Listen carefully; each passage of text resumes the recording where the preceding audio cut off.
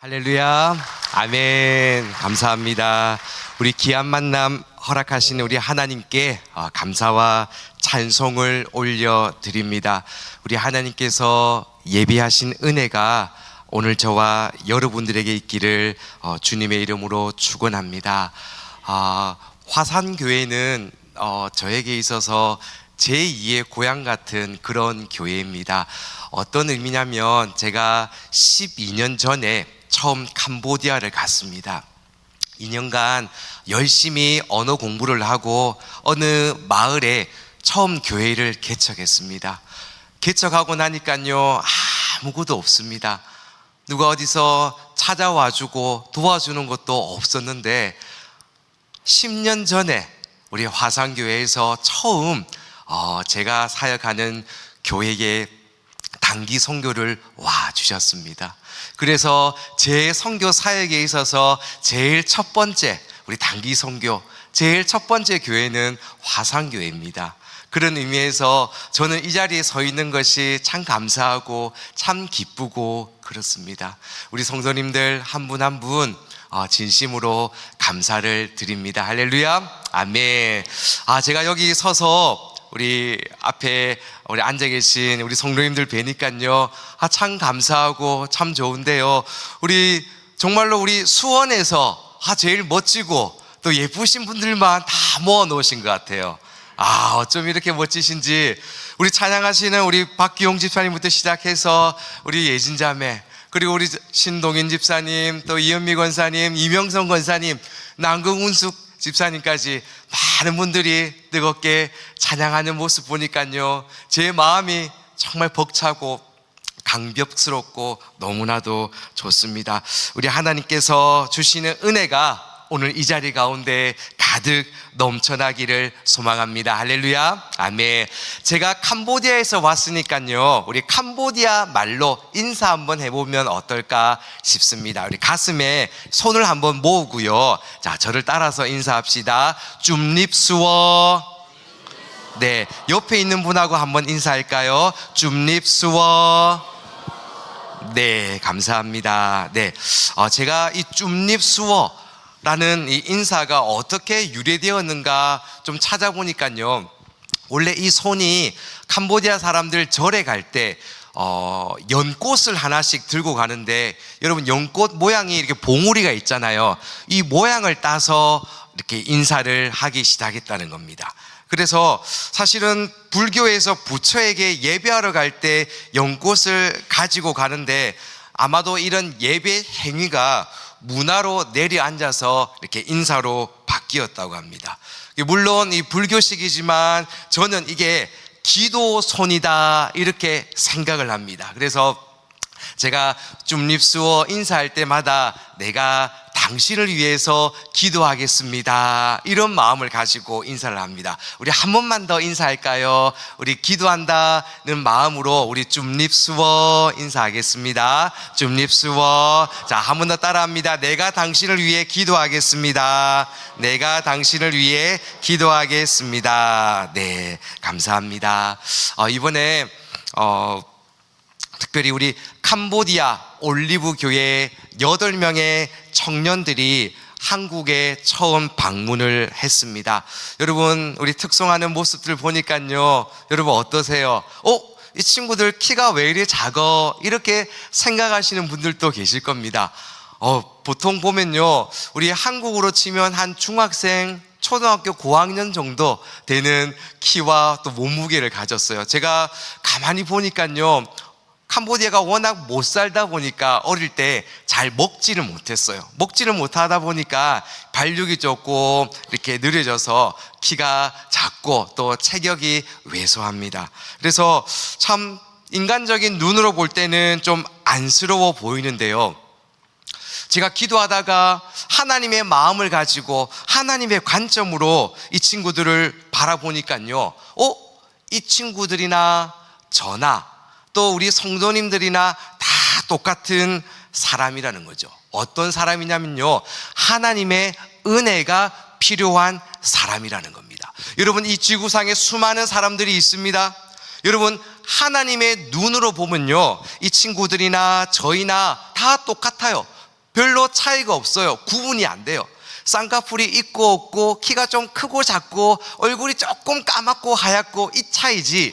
여러분, 하나님의 눈으로 보면요, 여러분 다 하나님의 은혜와 구원의 영생이 필요한 사람이라는 겁니다. 와, 여러분 놀랍지 않습니까? 여러분, 캄보디아는 95% 이상이 불교 신자입니다. 불교 문화 가운데 자연스럽게 노출이 되어 있습니다. 여러분, 초등학생들이 다니는 공립학교도 대부분 이 사원, 절 안에 학교가 위치해 있습니다. 그리고 또 부모가 너무나도 가난하니까 아이들을 절에 갔다가 맡깁니다. 절에 가면 먹여주고 재워주고 공부시켜주니까 자연스럽게 불교의 문화와 신앙을 배우게 되는 겁니다. 여러분, 최근 몇 년 동안 우리 캄보디아도 참 많이 변했습니다. 시골에서 젊은이들이 일자리를 얻고자 수도 푸놈펜으로 몰려 들어옵니다. 여러분, 급속한 도시화로 인해서 이 수도 푸놈펜은요, 물가가 상당히 올랐습니다. 또 반면에 사회 기반 시설이 미비하다 보니까 참 먹고 살기 힘든 것이 바로 수도 푸놈펜입니다. 열심히 일을 해도 노동자 한 달 월급이 한 35만 원에서 40만 원 정도가 됩니다. 이 부모는 공장에 일하러 가고 아이들은 하루에 3시간 학교 갔다가 돌아오면 그 외의 시간은 하루 종일 방치가 됩니다. 초등학생인데도 글을 읽을 줄 모르는 아이들이 참 많습니다.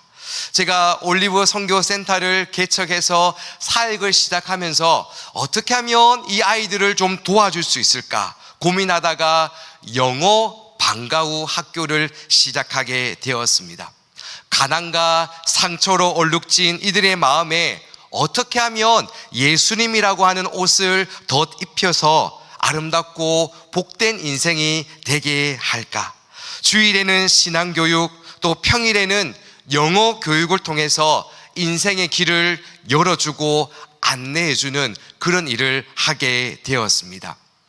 이제 영어 학교가 시작된 지 만 2년이 지났습니다. 1개 반으로 시작해서 이제 3개 반이 되었습니다. 매일 50명의 아이들이 올리브 센터로 와서 공부를 합니다. 여러분, 아이들은요, 하얀 도화지와 같다는 그런 생각을 해봅니다. 여러분, 하얀 도화지 위에 어떤 스케치를 하고 또 어떤 색깔을 입히느냐에 따라서 여러분 그 아이의 인생이 달라지는 겁니다. 여러분, 조금은 더디지만 이 아이들을 바라보면서 믿음의 큰 그림을 그려 나가고 있습니다. 여러분, 이 초등학교 아이들이 10년 뒤에 정말 건강한 크리스찬 리더가 되어서 또 올리브 교회의 든든한 기둥이 되기를 간절히 기도하며 소망하고 있습니다. 여러분, 또 하나 올리브 선교센터에는 영어 학교와 더불어서 사람을 키우는 일에 집중하고 있습니다. 그 중에 대학생 기숙사 사역입니다. 여러분, 이것은 선교사인 내 제자를 키우는 것이 아니라 예수님의 제자 삼는 것을 목표로 하고 있습니다. 올리브 선교센터가 세워진 지 5년이 되었습니다. 여러분, 이 기숙사 사역의 장점이 참 많습니다. 뭡니까? 같이 사니까요, 매일 학생들을 만나서 신앙교육 할 수 있다는 그런 장점이 있습니다. 캄보디아 시골 마을에서 고등학교를 마치고 대학 진학을 위해서 푸놈펜으로 오기 원하는 학생들이 많습니다. 여러분, 우리나라도 옛날에 그랬듯이 부모들이 야, 중학교까지만 공부하면 되지 뭐 고등학교 가려고 해, 왜 대학교 가려고 해, 공장에 가. 여러분, 캄보디아가 지금 그렇습니다. 시골에 많은 부모들이 당장 먹고 살기가 힘드니까요, 중학교만 졸업하면 공장에 보냅니다. 또 농장에 보내서 한 달에 30만 원 월급 받아오라고 그렇게 시킵니다. 자녀들이 4-5명 되는 집은요, 그래도 첫째나 둘째나 공부를 좀 하는 친구들은 또 밀어줍니다. 고등학교를 보냅니다. 고등학교를 보내고 나서 아이들 중에 한 명은 그래도 푸놈펜에 가서 공부를 해야지, 대학을 가야지. 그런데 대학을 오고는 싶으나 학교를 보낼 형편이 되지 않습니다. 캄보디아 현지인 목사님을 통해서 제가 캄보디아 학생들을 소개를 받습니다.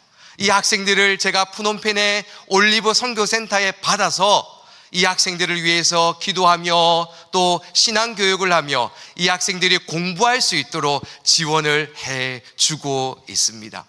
우리 화상교회 몇몇 분들이 기도하는 마음 가운데 우리 학생들 몇 명을 공부할 수 있도록 지도해 주시고 또 후원해 주셔서 아이들이 학교를 지금도 잘 다니고 있습니다. 여러분, 1학년 신입생 때는요, 이 아이들이 아무것도 몰라요. 신앙도 없고요, 잘 몰라요. 그런데요, 1년을 지내면서 2년을 지내면서 함께 찬양하고 또 함께 기도하며 말씀을 배우는 가운데 그 마음 가운데 하나님의 은혜가 들어가니까요, 아이들이 변하기 시작하는 겁니다. 처음에는요, 성경책 창세기를 펴면요, 어디가 어디 있는지 모릅니다. 한참 걸립니다. 기도하자고 하면요, 처음에 한마디 입을 떼기가 너무나도 어렵습니다. 찬양하자고 하면요, 부끄러워서 찬양을 잘 부르지 못합니다. 그런데요, 하나님의 은혜가 그 마음 가운데 들어가니까요, 학생들이 바뀌기 시작하는 겁니다. 그 가운데 감사함과 기쁨이 충만해지기를 시작하는 겁니다. 그래서 이 아이들을 볼 때마다 제 마음도 기쁘지만 우리 하나님의 마음은 얼마나 기쁘실까, 얼마나 좋으실까, 이런 생각을 하게 되는 겁니다. 우리 학생들이요, 이제 올리브 선교센터에서 3년 살고 4년 살고 하면서 이제는 멋진 리더들이 다 되었어요. 이제는 캄보디아 주일학교 예배 시간에 이 친구들이 전부 다 돌아가면서 설교하고요, 주일학교 교사로 봉사하고요, 찬양하고요, 정말 귀한 일꾼들이 다 되었습니다. 주일날 캄보디아 초등학교 아이들 한 100여 명이 저희 교회에 와서 함께 예배를 드립니다. 한 10명씩 학년별로 반을 나누어져 있습니다. 예배 끝나고 나면 반별로 모임을 가집니다. 그리고 아이들에게 설교 말씀을 또 기억하며 또 반별 또 공부를 합니다. 아이들을 위해서 기도해 주고요, 또 준비한 간식도 나누어 줍니다. 아이들이 얼마나 좋아하는지요. 아이들이 감사함과 기쁨으로 찾아 나옵니다. 이 대학생 기숙사 사역은 그런 의미에서 참 중요한 역할을 하고 있습니다. 올리브 선교센터 안에 제가 영어학교와 또 올리브 대학생 기숙사 사역을 하면서 하나님께서 주신 말씀이 바로 오늘 이 말씀입니다. 로마서 12장 15절 말씀입니다. 여러분, 우리 한 목소리로 우리 다 함께 읽어보겠습니다. 자, 시작.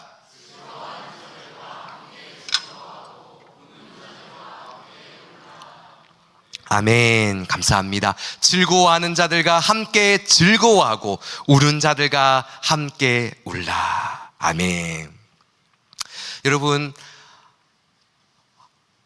지난 3월 달에 한 6개월 전이죠, 푸놈펜에서 제가 운전하던 차가 교통사고가 났습니다. 혹시 사진이 준비되어 있으면 한 장 띄워주시면 좋겠습니다.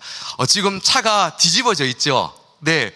운전하다 보니까 여러분, 캄보디아는 시내가 많이 복잡합니다. 열심히 제가 운전을 가고 있는데 오토바이 하나가 훅 들어오는 겁니다. 제가 조금만 피하든지 서든지 해야 되는데 피해가려고 하다 보니까 핸들을 많이 꺾어서 순간적으로 중앙 분리대를 들이받고 차가 전복이 되었습니다. 너무나도 순식간에 일어난 일입니다. 제가 기억을 잃었습니다. 문제는 제 뒤에 앉아있는 저의 집사람입니다. 우리 사진을 하나 더 띄워주시면요, 시간이 한참 지났는데도 정신을 잃고 깨어나지를 못하는 겁니다. 머리에서 피가 줄줄 흐릅니다. 의식이 없어요. 밖으로 빼낼 수도 없고요, 에어백이 다 터져서 거꾸로 매달린 채 한참의 시간이 흘렀습니다. 앰뷸런스가 와서 억지로 제 아내를 끄집어냅니다. 저도 눈을 뜨고 제 집사람에게 이야기합니다. 여보, 괜찮아? 아내가 이야기합니다. 여기 어디야? 여기 어디야? 이 말만 되풀이하는 겁니다. 제가 설명을 해도 기억이 없는 거예요. 제 마음 가운데 하염없이 눈물이 흐릅니다. 아내가 이 경추가 골절이 되어서 움직이지를 못합니다. 앰뷸런스에 실었는데 이 운전기사가 어디로 갈 거냐고 저에게 물어보는 겁니다.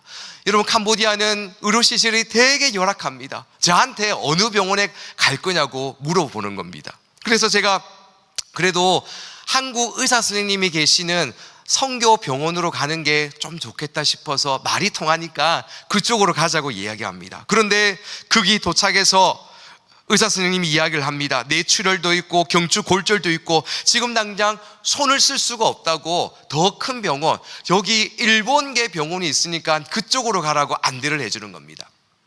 그쪽으로 또 힘들게 갔습니다. 그런데 그 일본 병원에서도 이야기합니다. 어떻게 할 수 없다고, 손을 댈 수 없다고, 또다시 캄보디아 큰 병원으로 가라고 또 안내를 해주는 겁니다. 여러분, 그 짧은 시간들 앰뷸런스에 타고 내리면서 의사를 만나는 그 시간들, 여러분, 제가 어떤 정신이 있었는지 모르겠습니다. 밤늦게 밤 12시가 되어서 사진을 찍어 봅니다. CT, MRI, 다행히 그 기계가 그 병원에 있었습니다. 그 다음 날이 되어서 의사를 만납니다. 그 의사가 솔직하게 이야기를 해줍니다. 수술하기가 어렵습니다. 한국으로 가는 게 좋겠습니다. 제가 너무 마음이 급해서 비행기를 알아봅니다. 우리 대한항공 아시아나 비행기가 매일 프놈펜을 왔다 갔다 합니다. 그런데요, 제가 문의를 하니까요, 태워줄 수 없다는 겁니다. 자리가 없다는 겁니다. 그런데 진짜 자리가 없는 게 아니라 혹시나 이 환자 태워서 잘못되면 한국사 측에서 또 곤욕을 치를 수 있으니까, 어려움을 당할 수 있으니까 죄송하다고 자리가 없다고 합니다. 제가 좌석 9개를 사서 의사를 대동해서 침대에 싣고 한국에 가기 원합니다 라고 간절히 부탁했지만 어떻게 할 수 없다는 겁니다. 방법이 없는 거죠. 찾다 보니까요, 여러분, 에어 앰뷸런스가 있다는 거 여러분 아십니까? 네, 구급차 말고 에어 앰뷸런스, 그게 소형 비행기죠. 여러분, 그것을 알아봅니다. 그게 방법입니다. 제가 속한 GMS 선교단체 본부에서 보험을 들었는데 한 40% 정도 보험회사에서 커버가 된다고 합니다. 그리고 우리 화상교회 성도님들과 또 제가 알지 못하는 많은 분들이 헌금을 보내주셔서 그 비행기를 탈 수 있게 되었습니다. 그런데요, 비행기는 예약했는데 또 하나의 문제가 있습니다. 한국의 어느 병원으로 갈 건가? 여러분, 의료 대란이 일어났습니다. 의사가 없습니다. 수술하려고 하는 환자들은 많은데 받아주는 곳이 없습니다. 저도 많은 곳을 알아봅니다. 전 세계 수많은 선교사님들이 함께 기도해 줍니다. 많은 메시지들이 와 있습니다. 그런데 어느 병원으로 가야 될지 조마조마합니다. 마침 어느 병원에서 연락이 왔습니다. 수술해 줄게 오라고 합니다. 수술 대기 환자들이 많이 있었지만 어떻게든 새벽 시간에 한 타임을 비워서 수술을 할 수 있도록 도와줄게 연락이 왔습니다. 너무 감사했죠. 여러분, 한국에서 소형 비행기가 프놈펜 공항에 도착했습니다. 비행기를 타니까요, 제 마음 가운데 너무 기뻤습니다. 이제 살 수 있어. 야, 이제 한국에 갈 수 있구나. 너무 기뻤습니다. 비행기가 이륙해서 한 1시간 반쯤 달렸을까요? 안내를 해줍니다. 이 비행기는 소형 비행기라서 한 번에 한국까지 갈 수 없어서 중간에 내려서 급유를 해야 된다. 주유를 한번 하고 한국으로 가야 된다는 겁니다. 필리핀 클락이라고 하는 어느 소도시에 비행기가 내렸습니다. 기름을 넣고 활주로를 달려서 출발하려고 하는데 비행기에 문제가 생겼습니다. 활주로를 달려서 올라가야 되는데 울렁울렁 하는 겁니다. 또다시 반복을 합니다. 한 바퀴 돌아서 활주로를 들어섰습니다. 제 마음 가운데 주님, 이 비행기가 뜨게 해 주십시오. 비행기가 출발합니다. 여러분, 어떻게 되었을까요? 비행기가 뜨지를 못했습니다. 가다가 활주로 끝에 가서 다시 돌렸습니다. 비행기 기장이 이야기합니다. 계기판에 엔진 이상 코드가 떠서 더 이상 비행을 할 수가 없다는 겁니다. 그래서 내려라는 겁니다. 아니, 내가 이렇게 많은 돈을 들여서 급하게 위급한 상황에 이 이머전시 에어 앰뷸런스, 에어 비행기를 선택했는데 왜 이런 일이 일어났냐? 한국에 다른 비행기를 보내달라고 해도 어쩔 수가 없답니다. 비행기가 한 대밖에 없다는 겁니다. 안 된다는 겁니다. 그러면 방법이 뭐냐? 이 비행기가 고쳐질 때까지 여기에 기다려야 된다는 겁니다. 하루, 이틀, 3일 모르죠. 보니까요, 비행기에 중요한 부품 하나가 고장이 났는데 이 부품을 옆에 싱가포르에 가서 사와야 된다는 겁니다. 여러분, 이 부품이 필리핀에 있는 게 아니고 싱가포르에 가서 사와서 또 이게 잘 돌아가는지 시범 운행을 하고 테스트를 해야지 비행기가 뜰 수 있다는 겁니다.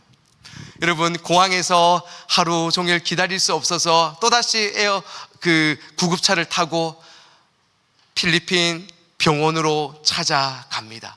여러분, 뇌출혈 소견이 있으니까요, 필리핀 어느 병원에서도 받아주지 않는 겁니다. 혹시나 잘못되면 또 문제가 생길까봐 받아주지 않는 겁니다. 두 번째 병원, 세 번째 병원에 가니까요, 안 된다는 거예요. 필리핀에 있는 한국 선교사님들이 어떻게 카톡으로 연락을 받고 그 병원으로 많이 찾아왔습니다. 그래서 의사를 붙들고 필리핀 따갈로그어로 부탁을 합니다. 사정을 합니다. 어떤 수술과 치료를 원하는 것이 아니라 진통제만 맞고 비행기가 고쳐질 때까지 입원만 해있겠다, 링겔만 받겠다 부탁을 해서 겨우겨우 입원하게 되었습니다.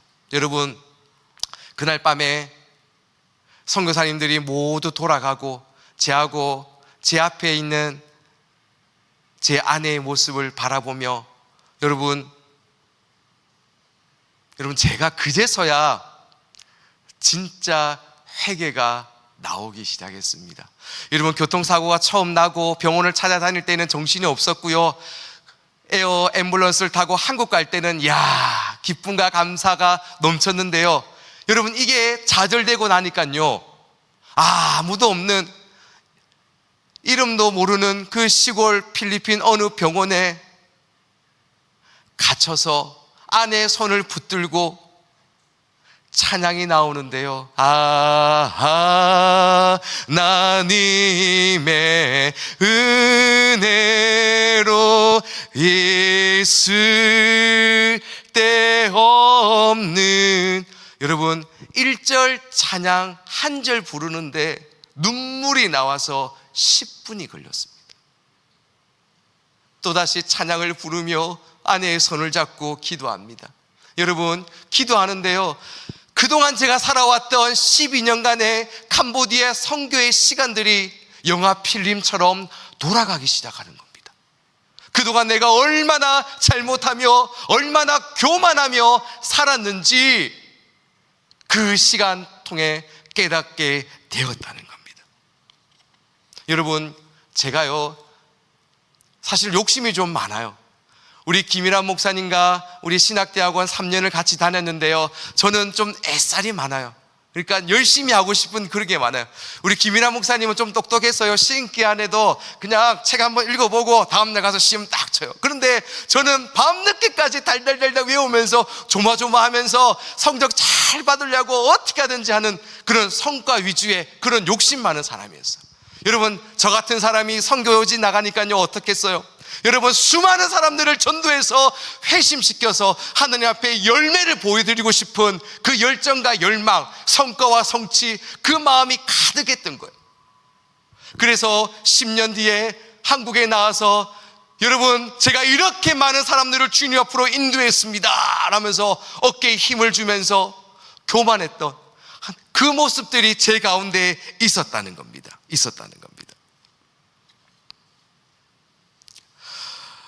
그런데요, 그 기도하는 가운데 하나님께서 저에게 주시는 말씀은요, 얘야, 나는 너의 성과를 보고 싶은 게 아니야.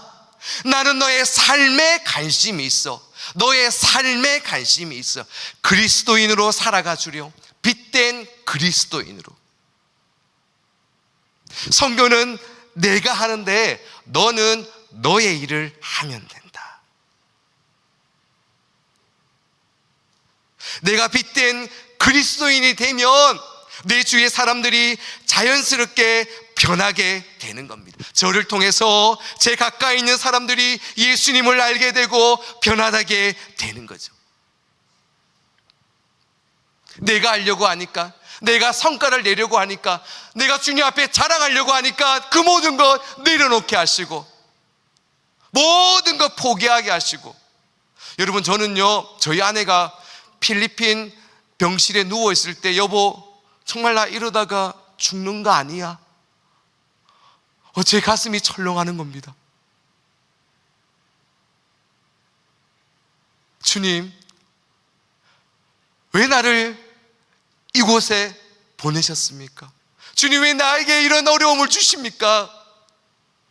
하나님, 무난하게 살 수 있는데, 여러분, 그런데 기도하는 가운데 그동안 살아왔던 거 다 필요 없어. 너 잘난 맛에 너 하고 싶은 대로 살아왔지 않냐? 이제는 나의 일을 하렴.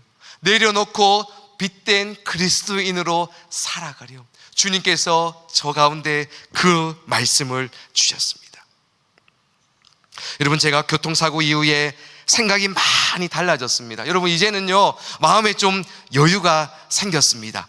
여러분, 예전에는 주일학교 아이들이 좀 교회에 작게 오면요, 막 청년 교사들 다 그쳤어요. 야, 너 왜 신방 안 해? 막 뭐라 했어요. 그런데요, 이제는 하나님이 보내주신 한 영혼에 집중하게 되었습니다. 여러분, 아이들이 교회에 오면요, 와, 목사님, 파스터 하면서 막 달려와요. 저한테 막 안겨요. 여러분, 아이들이요, 여러분 캄보디아 와보신 분 알겠지만 신발도 제대로 안 신고 오고요, 엄청 옷도 더럽고 냄새나고 그런 친구들이 찾아와요. 그런데요, 이 친구들이 저한테 와서 막 안기면요, 예전에는 제가 막 주춤주춤했어요. 나 이거 방금 와이셔츠 다려서 입고 나왔는데, 야, 조금만 기다려. 막 이런 마음도 있었어요. 야, 이 넥타이 이거 나 새 거야 하면서 만지지 마, 이런 마음이 있었어요. 아이들이 다가오면요, 이 와이셔츠 이 면이 얼마나 부드럽습니까? 아이들이 만지기 시작합니다. 비비기 시작하는 거예요. 얼굴을 갖다 대는 겁니다. 때가 타는 거죠. 냄새 나는 거죠. 여러분, 이제는요, 이 아이들이 저를 안아주고요, 찾아오면요, 여러분, 이제는 이런 마음들이 들어요. 제가 이 아이들을 안아주는 게 아니라 예수님이 오히려 저를 안아주고 있다는 그런 마음을 받습니다. 내가 너를 사랑한다. 내가 너와 함께한다. 즐거워하는 자들과 함께 즐거워하고 우는 자들과 함께 울라. 얘야, 성교는 다른 게 아니라 많은 사람들을 거느리고 어깨에 힘주고 그런 게 아니라 즐거워하는 사람들과 함께 즐거워하고 우는 자들과 함께 우는 게 바로 성교야. 하나님께서 제 가운데 그런 마음을 주셨습니다. 한 영혼을 귀중히 여겨라. 여러분, 저는 교통사고 이후에 이 하나님의 레슨에 대해서 생각하게 되었습니다. 여러분, 우리가 뭐 레슨 받는다, 또 레슨을 받는다 할 때 여러분 어떻습니까? 여러분, 레슨 받을 때 여러분 선생님들이 진도를 한 번에 쭉 빼지 않습니다. 여러분, 학생들이 알아들을 정도로 또 소화할 정도로 하나씩 배워나가게 레슨의 진도를 빼는 겁니다.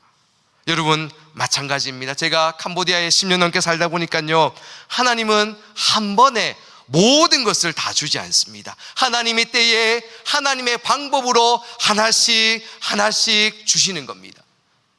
하나님의 레슨의 스케줄에 맞춰서 저를 단련시키고 훈련시켜 나가고 계시다는 겁니다.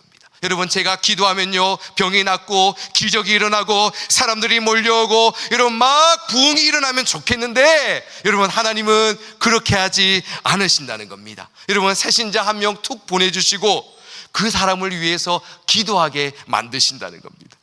하나님은 우리가 기도의 자리로 나오게 만드신다는 거예요. 하나님은 우리가 진심으로 회개하고 주님 앞에 돌아오기를 원하고 계시다는 겁니다. 여러분, 이것이 하나님의 레슨입니다. 주님, 우리는 연약합니다. 주님, 우리는 부족합니다. 주님, 우리를 긍휼히 여겨 주시옵소서. 하나님 은혜 아니면 살아갈 수 없습니다. 여러분, 하나님은요 이런 사람들에게 역사하십니다. 할렐루야.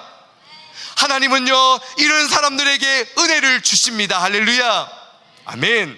여러분, 이런 믿음의 고백, 이런 믿음의 찬양을 올려드리는 여러분 되시기를 주님의 이름으로 축원합니다.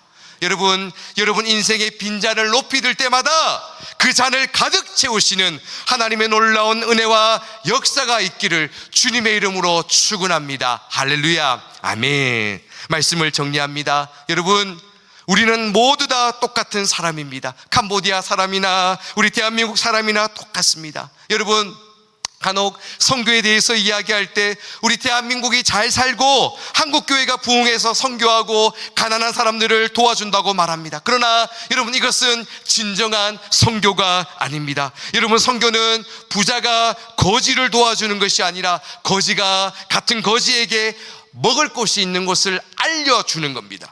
예수님의 은혜를 구걸할 수밖에 없는, 예수님의 사랑을 찾아서 갈망할 수밖에 없는, 여러분, 하나님 앞에서 저나 캄보디아 사람이나 다 똑같은 거지입니다. 거지. 여러분, 내가 잘 살아서 잘 먹어서 나는 아니야, 여러분, 그게 아니라 하나님의 관점에서 보면요 우리는 다 똑같은 거지입니다. 예수님의 은혜를 구걸할 수밖에 없는, 예수님의 사랑을 찾아 갈망할 수밖에 없는 구원의 은혜와 영생을 먼저 받은 우리가 저기에 가면 구원이 있어, 이곳에 가면 먹을 것이 있어 알려주는 것이 여러분 선교라는 겁니다. 여러분, 같은 거지인데, 같은 똑같은 사람인데 하나님의 은혜로 먼저 구원받은 우리가 복음의 빚을 갚아 나가는 것이 참된 선교라는 겁니다. 여러분, 이 전제가 분명할 때 바람직한 선교가 이루어지는 겁니다. 여러분, 이 자리에 앉아 계신 여러분들, 우리 하나님이 기뻐하시는 그런 믿음의 복된 선교의 삶을 살아가기를 주님의 이름으로 축원합니다. 우리 하나님의 은혜가 여러분들 한 분 한 분 가운데 가득 넘쳐나기를 주님의 이름으로 축원합니다. 아멘.